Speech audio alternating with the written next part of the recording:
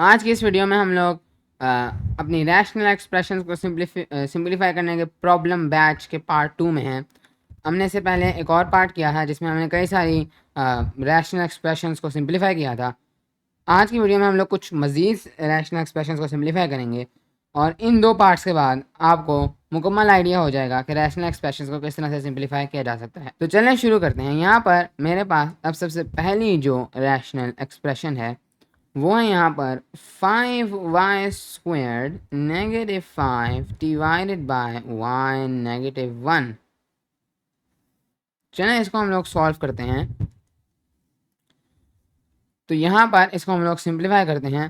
तो यहाँ पर हम लोग क्या कर सकते हैं, तो ऊपर अगर हम लोग देखें तो हम लोग 5 को कॉमन ले सकते हैं। तो ये हो जाएगा y² -1। नीचे है हमारे पास y -1। अभी भी ये मुकम्मल तौर पर हम लोग इसको अभी भी कट नहीं कर सकते क्योंकि कुछ भी कॉमन नहीं मिल रहा। तो इसको हम लोग मज़ीद सिंप्लीफाई कर सकते हैं। a-b² 1 और 1² सेम चीज़ है। तो y+1 into y-1 divided by y-1। यहाँ पर y-1 कैंसिल आउट हो जाएगा और आपके पास बचेगा 5 इंटू y+1। और अगर चाहें तो आप इसको दोबारा उस तरह भी लिख सकते हैं, यानी 5y+5।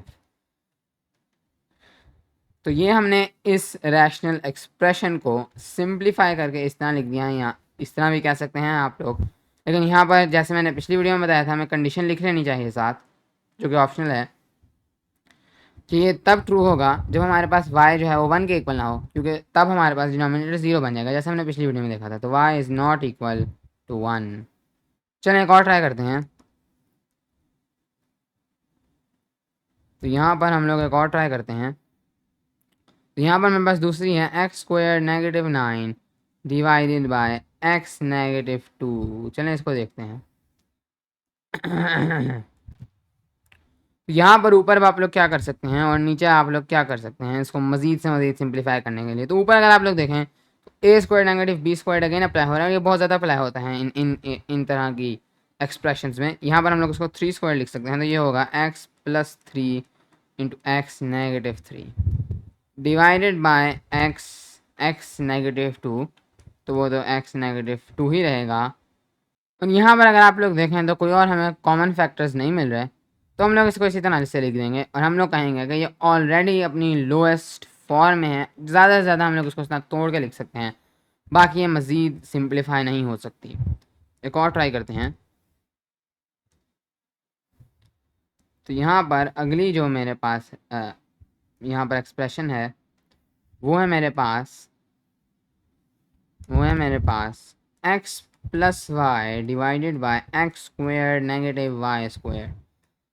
तो इसको देखते हैं। सबसे पहले इसको आप खुद देखें, वीडियो को यहाँ पॉज करें और देखें क्या आप लोग पिछले बैच की नॉलेज के बाद और इस बैच के ये पहली दो एक्सप्रेशंस के सोल्यूशन के बाद क्या आप इसको खुद से सॉल्व कर सकते हैं। मेरे ख्याल में आपको इस काबिल होना चाहिए कि आप इसको खुद से सॉल्व कर सकें। तो यहाँ पर हम लोग अगर देखें तो अगेन बहुत सिंपल है। a² -b² की प्रॉपर्टी लगाएं तो x+y ऊपर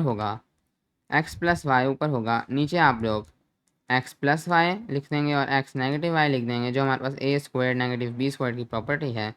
अगेन ये बहुत ज़्यादा यूज़ होने वाला फार्मूला है इन तरह की एक्सप्रेशन में। x+y कैंसिल आउट और आप लोग कहेंगे कि ये इक्वल है आपके पास 1 डिवाइडेड बाय x -y। लेकिन केस कौन सा, व्हेन आपके पास जो x है वो नेगेटिव y के इक्वल नहीं है, नंबर 1, ताकि यहाँ पर 0 ना हो जाए, -y+y। और यहाँ पर वो इसके साथ साथ y के इक्वल भी नहीं है, क्योंकि y के इक्वल हो तो फिर यहाँ पर 0 हो जाएगा। डिनोमिनेटर में हमने 0 नहीं होने देना। चलें एक और ट्राई करते हैं, जो कि अब तो आपको लाजमी आनी चाहिए।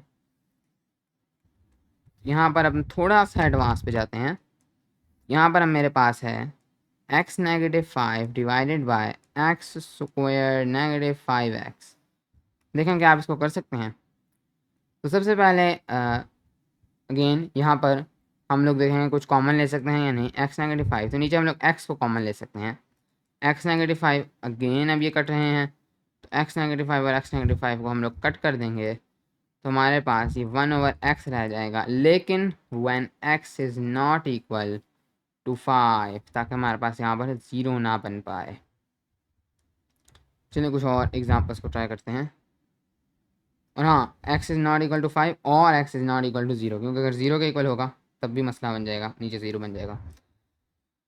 हम कुछ और देखते हैं, एक मज़ीद कम्प्लेक्स पे जाते हैं, जो कि मेरे ख्याल में सबका एक किस्म का सम होगा, तो ये आप आसानी से कर पाएंगे अब मेरे ख्याल में स्टेज पर पहुँच कर।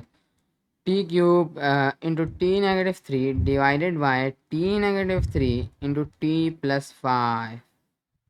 क्या आप इसको कर सकते हैं?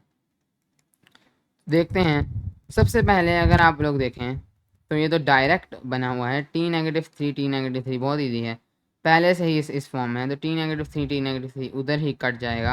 हम लोग लिखेंगे T cube divided by T plus 5। और आप लोग देख सकते हैं कि आगे कुछ कॉमन नहीं बचा, तो हम लोग इसको इसी तरह से लिख देंगे।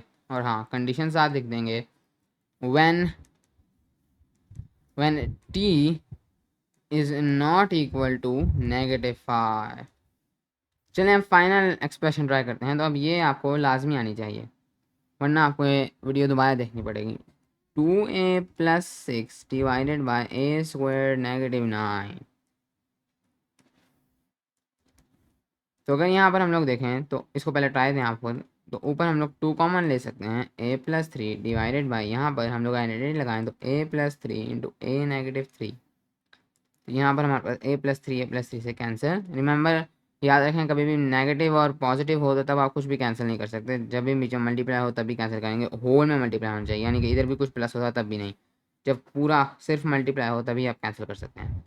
2 divided by a-3 when the condition is कि a आपके पास -3 या 3 के इक्वल ना हो, और वो अब आपको पता होना चाहिए कि क्यों।